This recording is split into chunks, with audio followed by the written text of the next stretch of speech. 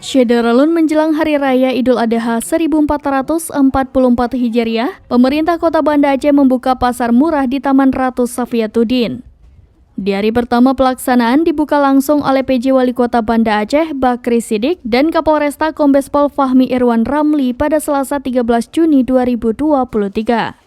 Dalam pelaksanaan pasar murah ini disambut antusias masyarakat. Tampak warga kota yang mayoritas ibu-ibu mengantri dengan tertib untuk membeli paket sembako yang telah disubsidi tersebut. Pembukaan pasar murah ini ditandai dengan penyerahan secara simbolis sembako oleh PJ Wali Kota dan Kapolresta didampingi Kadis Koperasi UKM dan Perdagangan M. Nurdin kepada warga pembeli pertama. Selama pasar murah berlangsung, warga Banda Aceh berkesempatan membelanjakan uangnya untuk membeli 5 komoditi dengan harga terjangkau, seperti beras premium yang dapat dibeli dengan harga Rp80.000 per sak dengan isi 10 kg.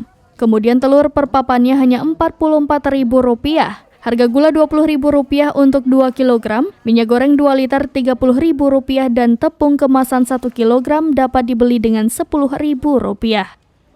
Dari Banda Aceh, Henry, serambinews.com.